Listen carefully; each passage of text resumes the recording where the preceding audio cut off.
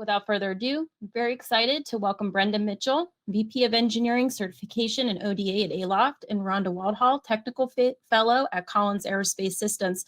Rhonda, Brenda, if you want to go ahead and enable your mic, your video and audio, thank you so much for joining today and volunteering your time. While we wait for Brenda to join us, let me share a couple of things. There's a poll that they had asked me to share out with you guys. Please take a moment to go ahead and answer that if you could. And I'd like to share out a link to their new book publication. So welcome, ladies. Thank you so much for joining us today. Thank you, Angela. It's great to be here. Thank you. So I know we're here to talk about your new book publication, but I have a couple of questions. I thought we could cover a couple of questions about your new book publication and then cover some other topics, really more broader around aerospace leadership, women aerospace leaders within the aerospace industry. And I was wondering if we could start with, how did this project get started and what made you want to work with SAE? I know you've been working with Sherry Nagam, our publisher, and SAE Books. Last May, Sherry reached out to me and asked if I would be interested in writing a book about women in aerospace. And I had actually always wanted to do a book with SAE. I had participated as a chapter author, as a reviewer many times. I've also been very active in standards development, and I wrote 2 EDGE research reports in 2020. But this was the first opportunity to actually participate as an editor for a book. So I was very excited, but I was also a little concerned about the time commitment. And the first person I thought is, well, if I'm going to do this book, the first person I would want to be involved would be my longtime friend and mentor, Brenda Mitchell. So I reached out to Brenda and said, Brenda, would you like to participate, or would you like to be a co-author? And she accepted that, and I think that was started all about May timeframe last year. So that's kind of how it got started, and I personally love working with SAE. Brenda, do you have anything more there you'd like to say? Yes, I was very pleased that Rhonda reached out to me. This has been a passion area of mine, is trying to figure out, how do I give back to the other women coming behind us in terms of what have I learned about my career to get where I am, or succeeded in various assignments. And there's a lot you just don't know. So through a career of maybe stepping in it every once in a while to ultimately working around obstacles, this was a great opportunity.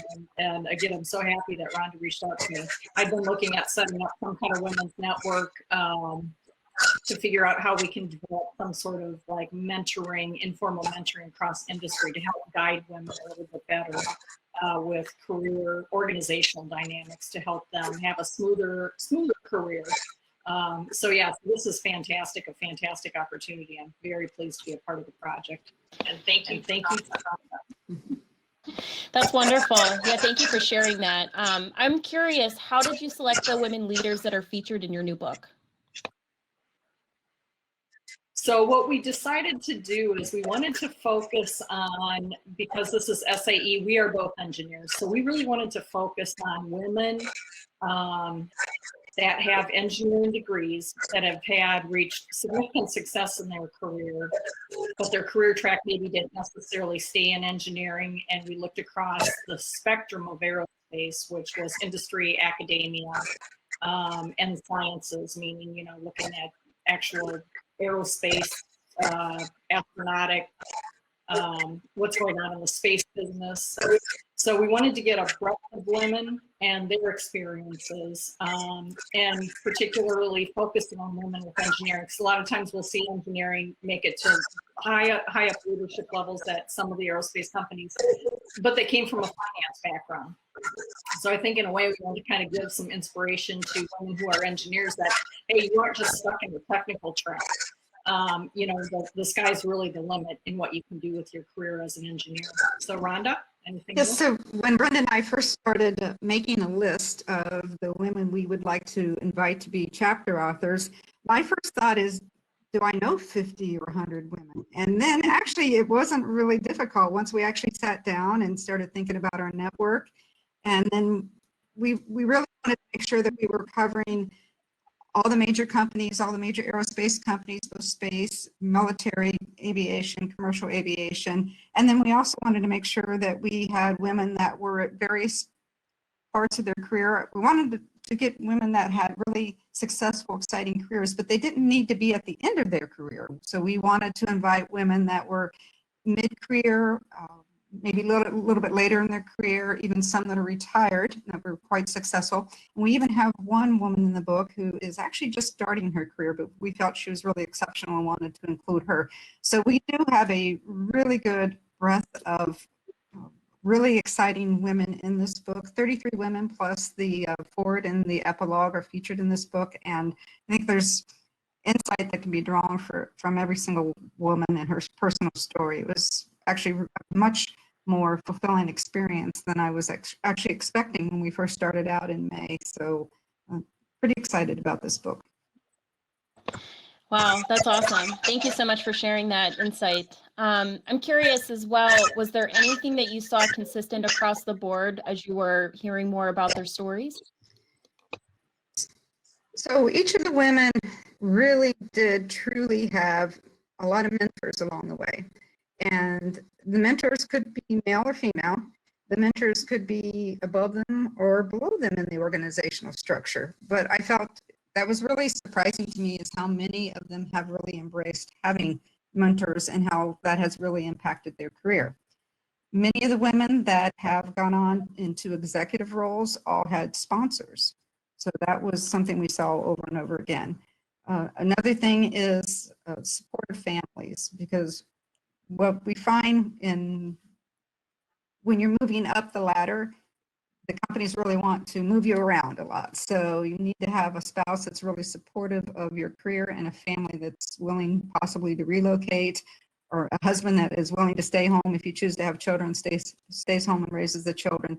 So there was a lot of support there. So not only did they have the commitment to achieve more and more in their careers, they had significant support from their families, from their mentors, and from their sponsors. So I thought that was pretty much across the board. Wouldn't you agree, Brenda?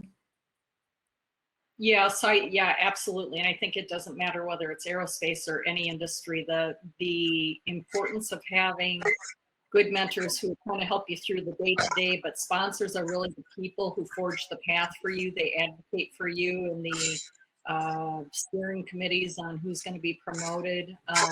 Rhonda and I talked a lot about, we both thought it was enough to just be good at what you did, keep your head down and be really successful, but it's not. You really have to have those mentors and sponsors to help you keep progressing through your career if that's what you choose to do, even if you're on a technical track. Rhonda's a chief engineer. I'm an executive. She's done the technical track. I've done the administrative track. But it doesn't matter. In both of our cases, mentors and sponsors are very important to get you to where you want to go, where your ultimate destination might be. So yeah, I really agree that this is definitely the common thread among everybody in the book. And I think it's interesting as well. I'm not even someone in a leadership role in the aerospace industry, but a lot of what you just described are things that I could certainly relate to. And I'm sure many of the people attending with us today. So I appreciate those insights. Was there anything, or what did each of you find inspiring from these individual stories? Well, for me, I think it was, what I found really inspiring was just reading their answers to, if they had came across challenges or obstacles, and how did they work around those things. One of the questions in the book was actually recommended to me through one of the participants in the book. And it turned out to be a popular question because a lot of people, everyone got to choose which questions of which category they needed to answer. But the question was, have you ever cried at work? And a lot of women ended up choosing that. And I think that was pretty inspiring to hear how people dealt with that question as well. So for me, it was overcoming some of the challenges, because we're in a male-dominated industry, obviously. There are a lot of challenges in dealing in that dynamic. So it's, I think that I'm hoping people are going to read a lot of those questions and think, oh, wow, it's not just me, I'm not alone, right? Rhonda, anything? I definitely agree with that. I was also inspired by the confidence that they had in themselves and the courage that they had to keep on the track and persevere to achieving what they really wanted to do in their careers.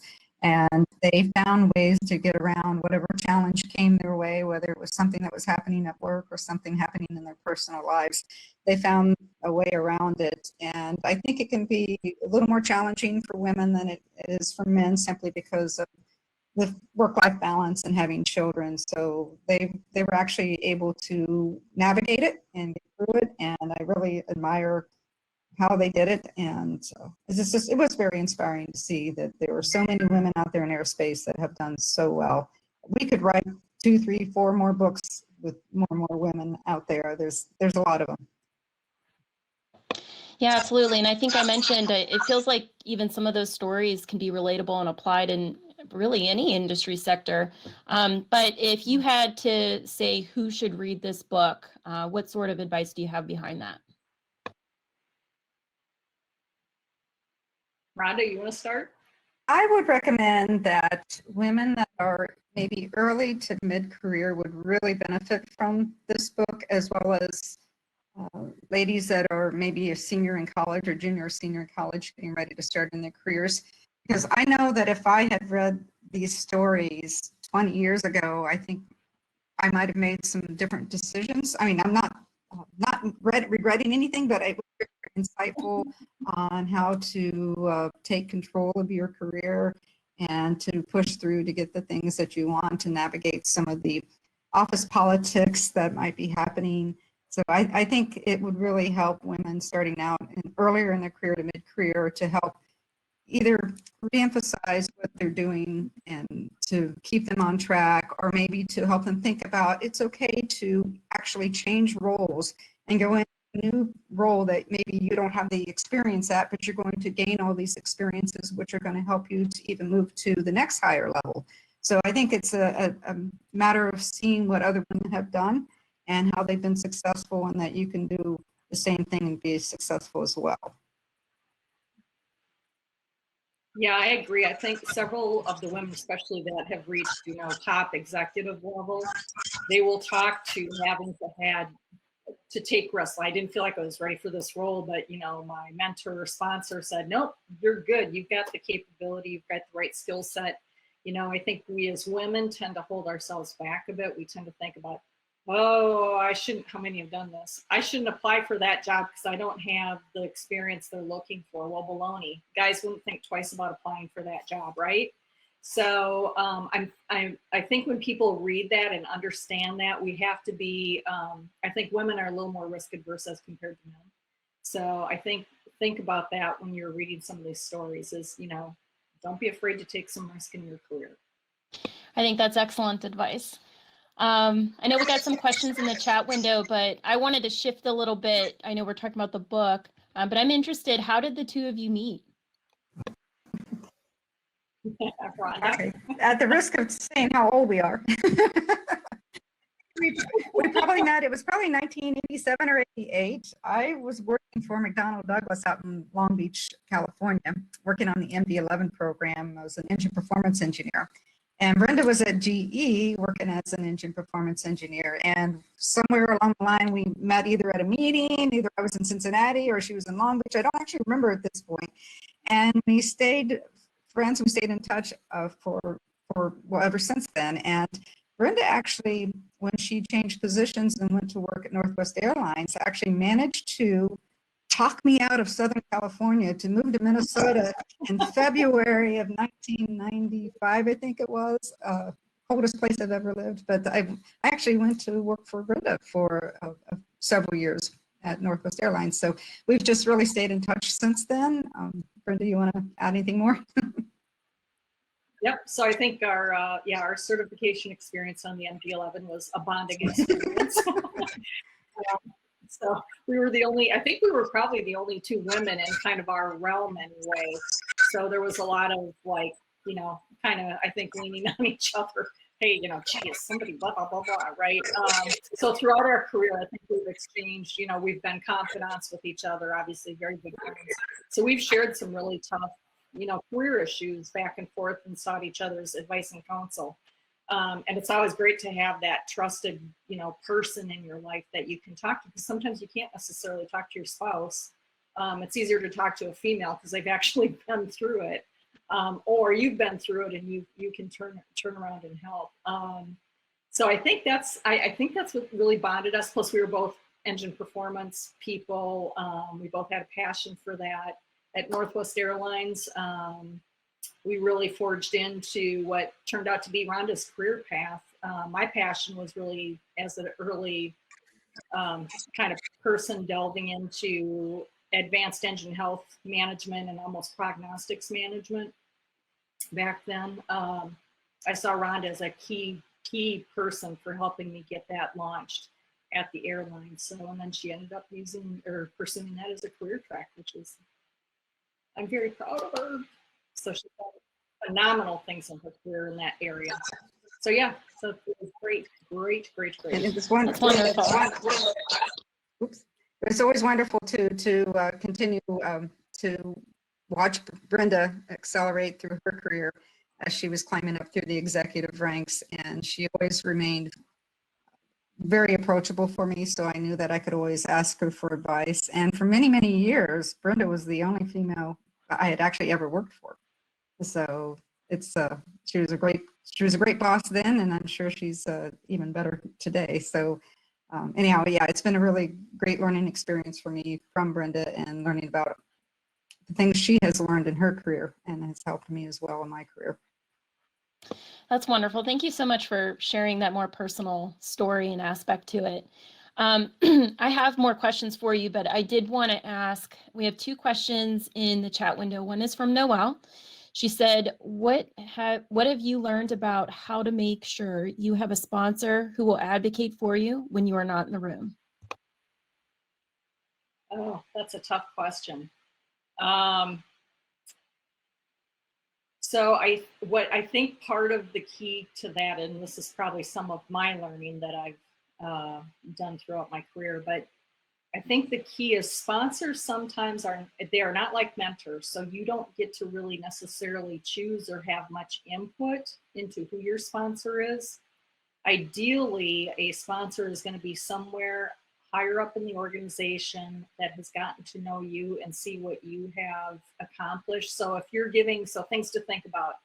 If you're giving a presentation in front of, executives, be thinking about who might be in that room who you've noticed is an influencer, somebody who tends to take the lead. The people who are the influencers tend to be, quite frankly, the best sponsors in terms of propelling you. But it's not necessarily you can go ask them to be a sponsor. They've got to want to be your sponsor, and they tend to want to be your sponsor when you start demonstrating skill sets like leadership and thinking about, being able to solve complex problems. So that's what I would say. Make sure you have good mentors, because they are absolutely critical. But the sponsor is a little more difficult. It's more of a high level, executive level thing that either happens or hopefully somebody will seek you out and tell you they want to become your sponsor. I think you'll see some of that in the book actually too. So Rhonda, I don't know if you have anything to add on that. Excuse me. I didn't, they just happened. They happened after working with me for a number of years, and the next thing I know, their doors are opening up for me. And having to work with them for several years, and they saw something in me and they wanted to help me. So. Excellent. Really good question, Noelle. Thank you.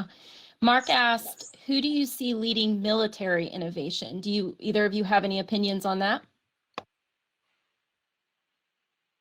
I don't know. It's been a while since I've worked in the military realm.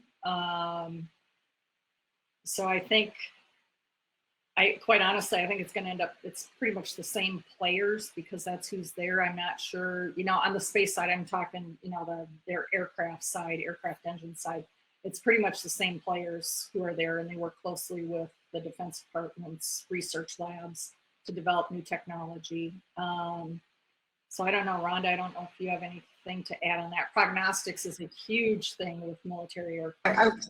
I work for Raytheon Technologies, so I really have to say Raytheon Technologies, of course. and as Brenda said, we have obviously Lockheed Martin and Northrop Grumman are big military players.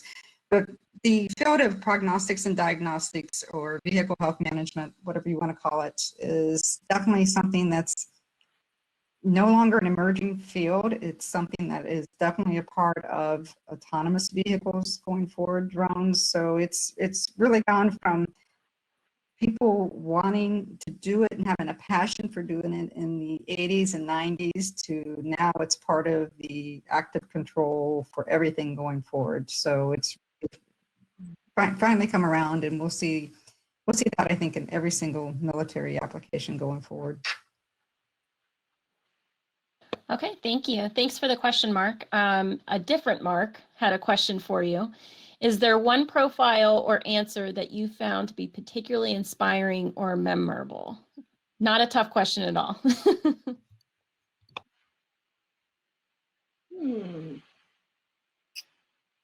Boy, that is a tough question, I have to tell you. All of the stories are different enough that I think you'll find a nugget in each and every one of them. I know when Rhonda and I first read like the first draft going through when everything was put together, it was like, oh my God, this is like phenomenal. I mean, it blew us away. It exceeded our expectation beyond belief. So I think you'll find something in every one of those chapters that the women wrote on themselves that you'll be, oh wow. So, and it could be something personal, it could be a professional thing. But yeah, so I can't, it's like a child, I can't pick a favorite. What came through is because each woman responded in their own words to the questions. Again, there was like 5 categories, and then they had to choose some questions to respond to under each category. So they were able to choose what they wanted to respond to. And when you read each chapter, you can really see their personalities come through, and them to write as much as they want or as little as they want, provide as many pictures as they would like. So you can really see their personalities come through. And I really enjoyed that part of the book. Some of the chapters made me laugh. Some of them, caused me to tear up. A lot of them were like, yeah, that's the way to do it. So it was just, so each one was a little bit different. And I can't pick a favorite. I just really enjoyed each one and seeing the variety of women and what they've accomplished out there. It was very exciting to read. Excellent. Yeah, thank you so much. So I didn't see any other questions in the chat window, but please, if we don't get to your question, I'll make sure that I reach out to you separately. To kind of close out our interview, I did have maybe another large question for each of you, but we've been covering the topic of leadership within the aerospace industry today. I'd really love to hear each of your thoughts on where your focal points will be as we go deeper into 2021. With the industry gripping with a global pandemic, and we anticipate a lot of changes expected within the aerospace ecosystem. So I'd like some of your thoughts on that. So for me, speaking of the pandemic and the earlier conversation about how do we make it safer for people to be flying around out there, especially during the pandemic. One of the things we've been focused on at ALOFT is trying to get what's called the ACA ionization unit launched commercially. We have a lot of our private VIP customers who use that system. It's been lab tested with actual viral components, both airborne and on surfaces. And what it does is basically it ionizes the air on the aircraft. So as soon as any virus comes in contact with the ionized particles, it disables the virus, and then it goes through the HEPA filter and gets cleaned out of the air.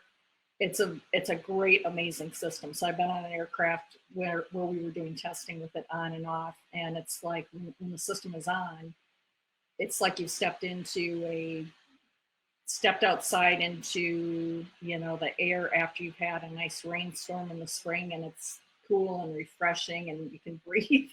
So I'm hoping we will start getting wider distribution of that system into the airline, commercial airline environment, because I think it will help passengers feel much safer about flying on the aircraft, knowing that the air is basically neutralizing the virus or any several bacteria and viruses like immediately on contact. So if the cabin air is filled with these ions, it doesn't matter if people are coming on and off. It's not like you're cleaning it once during the day. It's an ongoing refreshing of the air along the way. So I'm hopeful that that will get launched commercially, so people will feel a lot more comfortable getting on airplanes and flying again. We got to get our aerospace industry back up to snuff.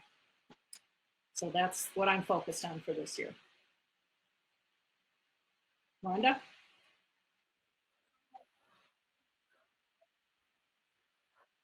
Cleaner aircraft, cleaner air, touchless experiences at the airport, well, throughout the whole travel experience. There is still a lot of other work that's taking place. There is a lot of standards being developed right now for the certification of autonomous systems, in particular urban air mobility. So while we're slower now in commercial transport, there's still a lot of work being done to help us in the future. Standards for more electric aircraft, electric propulsion is all happening. I'm involved in the maintenance program industry group, which is changing the way we do maintenance for the aircraft. We're going to be able to use aircraft health monitoring data as an alternative means of compliance to scheduled maintenance tasks and inspections. And that'll be released in 2022. So there is a tremendous amount of work that's happening this year. While it seems like things are slow, the work is still happening, which will help us in the future. And hopefully commercial transportation will pick up and more people will be flying later this year and next year. I certainly miss flying, so get back on an airplane. But at the same time, I'm excited about the changes that are coming. I personally would love to see that middle seat of an airplane go away. I wouldn't miss it if there was a middle seat on an airplane ever again. So we'll see what the changes are once we get back in the air on a regular basis. But in the meantime, there's still a lot of changes that are happening that are going to make the situation better with even blockchain. There's a lot of work being done for blockchain and trying to get that implemented into aerospace supply chain, for example. So there's exciting changes coming, and hopefully the airlines and the aerospace companies are still able to continue with their investments on the digital transformation to include these new technologies, which will make it a lot less expensive for them to operate once we get through this pandemic. That's where I'm focusing over the next couple of years, actually. Thank you so much for sharing your insights. I really appreciate it. You're getting a ton of accolades in the chat window. Everybody's very excited about your book publication. As a reminder, I have the action button. If you click on that link, it'll take you directly to the publication, and there's also more information in the handout section. Rhonda and Brenda, thank you so much for volunteering your time to interview with me today. I really appreciate it, and congratulations on your new book publication. Great. Thank you, Angela. Okay, so one last thing that I wanted to share before we have Kelly McCann join us. I did want to show some other resources that specifically Rhonda Walthall is involved in at SAE, as you mentioned, as she had mentioned earlier in her interview. She's involved in a lot of stuff here at SAE, from authoring our Edge research reports, and she's actually also participating in the member connection resource, Chat with an Expert. So I did include that as a connect link if you're interested in learning more about that, specific of women in the aerospace industry. And then she also did a podcast. If you're not familiar with SAE Tomorrow Today, she did a podcast with that series back in September around a similar topic, which was more about mentorship within the aerospace industry. So I did include that link as well, just in case anybody wanted more resources around the topic.